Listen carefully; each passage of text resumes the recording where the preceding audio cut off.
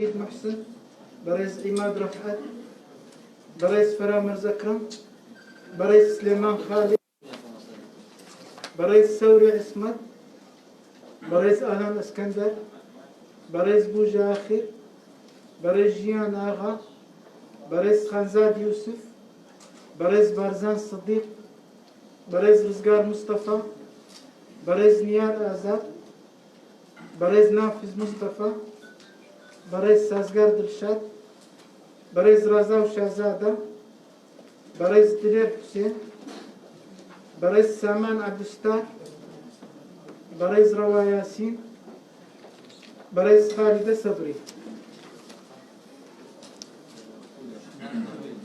بله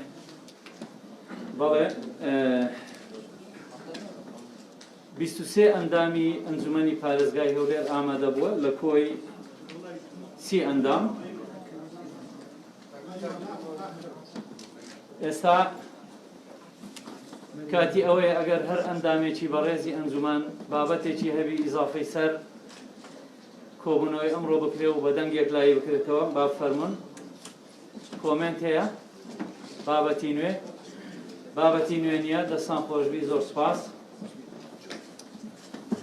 بەڕێزان، هەروەکو دەزانن لەو پرۆسە دیموکراسیە ئێمە دوای هەموارکردنەوەی یاسای ژمارە 3 کە دوو خاڵی هەموار کراوە پارێزگار لە دەرەوە و لە ناوەوەی ئەنجومەن بێ، بۆیە هیچ مەرجێک دیار نەکرابوو لەو یاسایە کە کوێ ئەم کاندیدە پێشکەش دەکات. بۆیە ئێمە لە دەستەی سەرۆکایەتی هەڵساین بە بانگەوازکردن و ئیعلانکردنی لە سەرجەم دەستگاکانی ڕاگەاندن ئەو کەسەی لە هەولێر مەرجەکانی تێدایە مەرجەکانی ژیارە بە پێی یاسای ژمارە 3 ساڵی 2009 هەموار کراو، دەڵێ دەبێ هەڵگری بڕوانامەی بەکەلۆریۆس بێ و هەروەها بە پێی یاسای ژمارە 4 هەڵبژاردننی پارێزگاکانی هەولێر کە کۆمەڵێک مەرجی دیکەی دیاری کردووە. ئەمە بۆیە هەڵساین بەم ڕێکارە. ئیدی ئەمڕۆ پلان و بەرنامەکە دانرا. پلان و بەرنامەکەش بەو شێوەی ئێوە دەیبینن 3 کاندیدی بەڕێز لێرە ئامادەن. هەر 3 کاندیدی بەڕێز هەڵگری بڕوانامەی بەکەلۆریۆسن و لەوانەیە بڕوانامەی ماستەریشی تێدا بێ، بەڵام ئەوەی داواکراوە بەکەلۆریۆسە. و بە پێی بەرنامەکە ئێستا بەڕێز سکرتێری ئەنجومان، طبعاً بۆ زانینی ئێوە بەڕێز سکرتێری ئەنجومان CV هەر 3 کاندیدان دەخوێنێتەوە، دواتر پرۆسەی دیموکراسی دەست پێ دەکا و دەنگدانەکەی لای دەکرێتەوە. اینجا هەردوو کاندیدی کە دەرناچن لەم پرۆسە دیموکراسیە ماڵ ئاواییمان لێ دەکا. کاندیدی کە هەڵبژێردرا بە دەنگی 50 دەمێنێتەوە. اینجا کۆمنتی پەرلەمانتارانی بەڕێز وەردەگرین، دواتر کۆمنتی ئەندامانی بەڕێز وەردەگرین، دواتر بەڕێز پارێزگاری هەڵبژێردرا و کەریمەیەکی دەبێ وتەیەکی دەبێ بۆ ئێوەی بەڕێز سیڤیەکان. بەڕێز سکرتێری ئەنجومەنی پارێزگا بە خوێندنەوەی CV ئەندامانی ئەنجومەن، ئەندامانی باڵێن کاندیدانی بربەژێری پارێزگار. فەرموو سیڤیەکانیان بکە.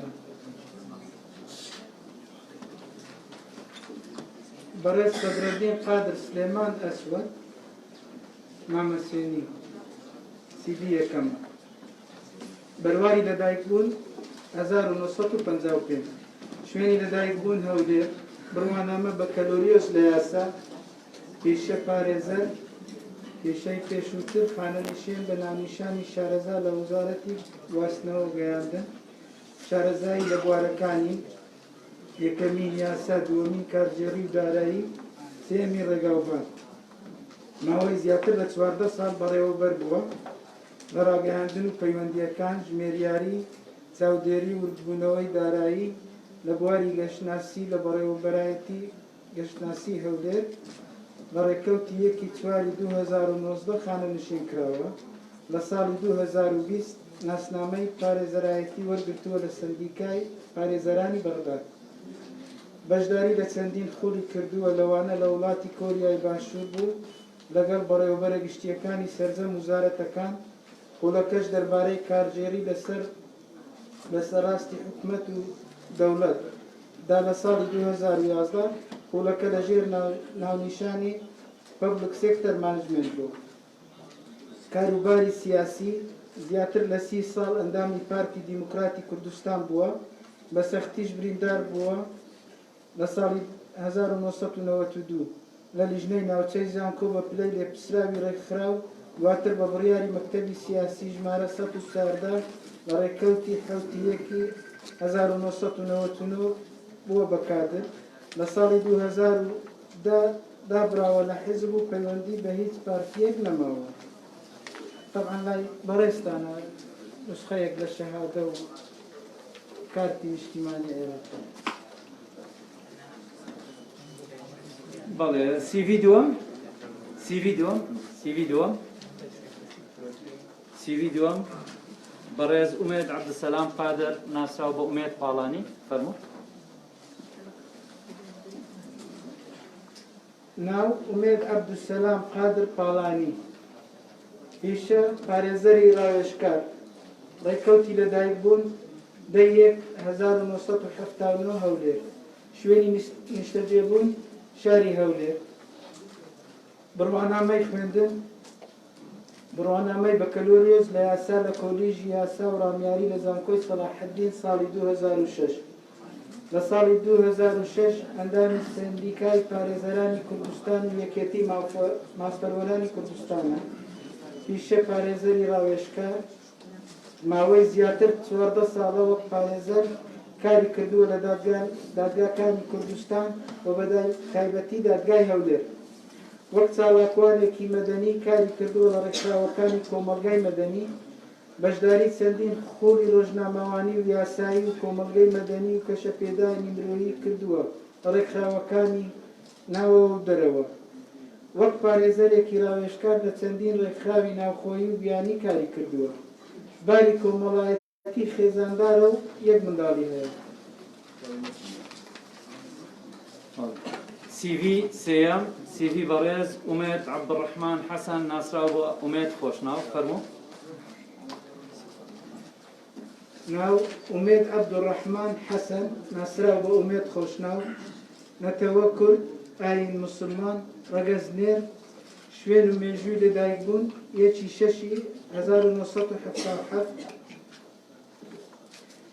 شوێنی نیشتەجێبوون هەولێر گەڕەکی سەفین، ئاستی خوێندن و پسپۆرایەتی، دیپلۆم بەکەلۆریۆس لە ڕاگەیاندن و ڕۆژنامەوانی، ماستەر لە یاسای گشتی، پوختەیەک لە پۆست و کارەکانی پێشوو، کادری پارتی دیموکراتی کوردستان، 12 ساڵ کاری ڕۆژنامەوانی و بێژەری سیاسی و دەنگ و باس و بەرنامەی سیاسی، سەرۆکی فراکسیۆنی پارتی دیموکراتی کوردستان بووە لە خۆری 4ەم و 5ەمی پەرلەمانی کوردستان، ئەندامیەتی لە لیژنەکانی دەستپاکی نەزاها و کاروباری پەرلەمان و ناوچە کوردستانیەکانی دەرەوە ئیدارەی هەرێم، سکرتێری یەکێتی لاوانی دیموکراتی کوردستان بووە، ئەندامی سندیکای ڕۆژنامەنووسان، ئەندامی شاندی دانوستکاری پارتی دیموکراتی کوردستان بۆ پێکهێنانی کابینەی نوێنی حکومەت بووە،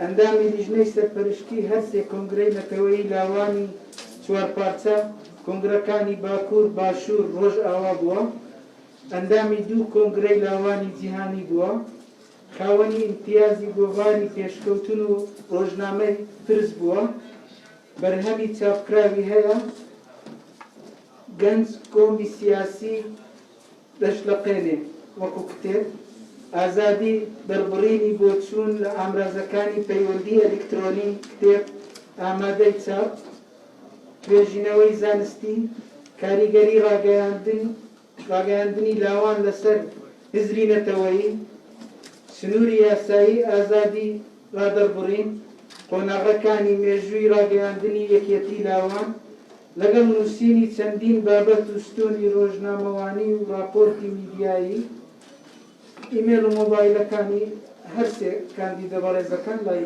جەنابتانە، طبعا موفقات شەهادە و ڕەگەزنامەی عێراقی دەدەوە. سپاستان دەکەم.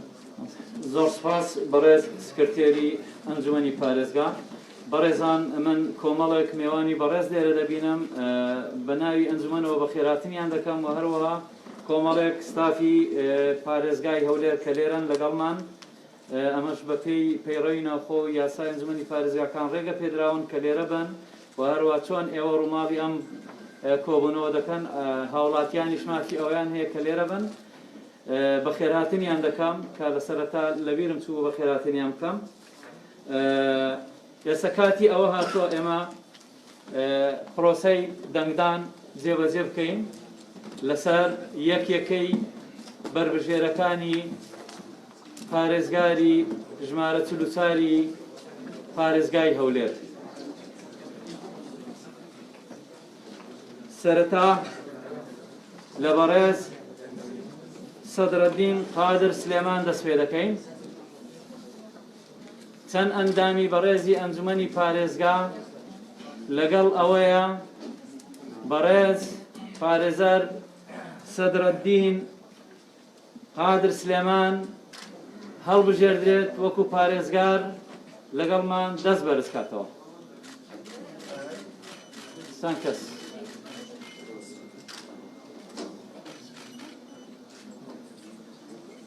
لە کۆی 23 ئەندام هیچ ئەندامێک. بربژێری دووەم چەند کەس لەگەڵ ئەوەیە بەڕێز پارێزەر ئومێد عەبدولسەلام قادر وەکو پارێزگاری داهاتووی هەولێر هەڵبژێردرێت لەگەڵمان دەست بەرز کاتەوە.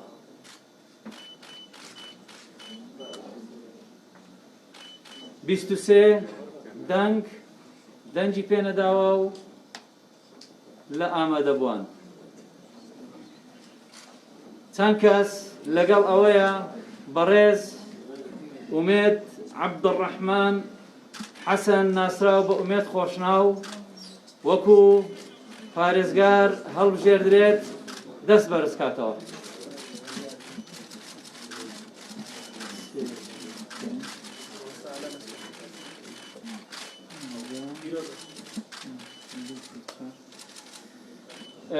لە کۆی 23 ئەندام هەژدە ئەندام دەنگی پێدا پیرۆزبایی لێ دەکەین.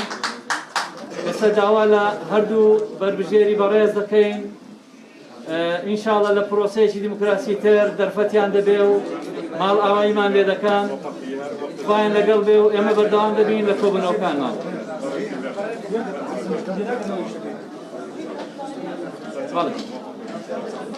موافقی کاک ئومێد. کاک سەدرەدین موافقی بەخێرچن. بەخێرچن. بەڵێ.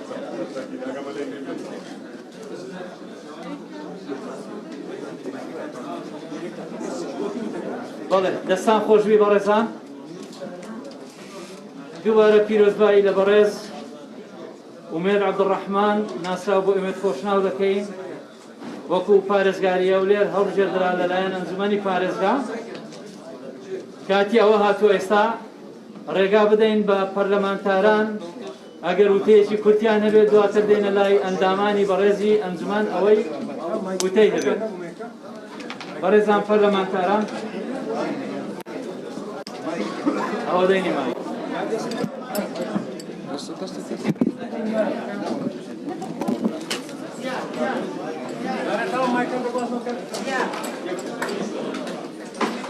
هو يشاور سكت بلد سكوت زور زور ما كان زور كان رئيس كل رئيس عمل داوم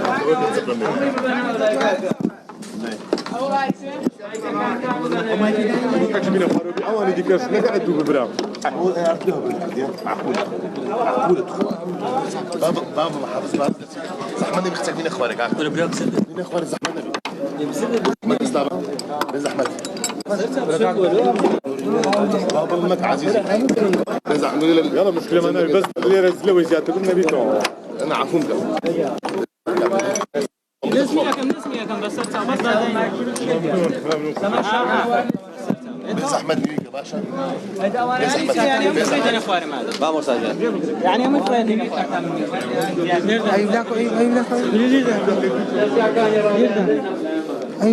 ايوب دناكم والله دي كده زين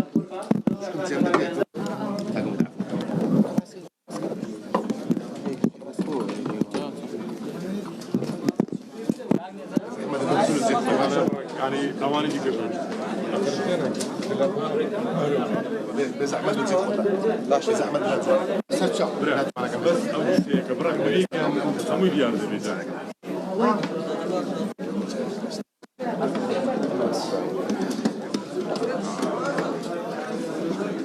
بس احمد كاكا بيز احمد انزل بدل بيز احمد كاكا بيز احمد زحمنا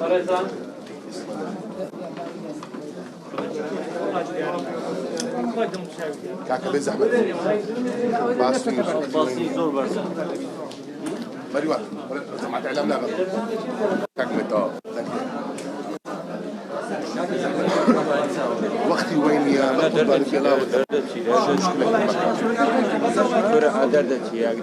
قربان بلا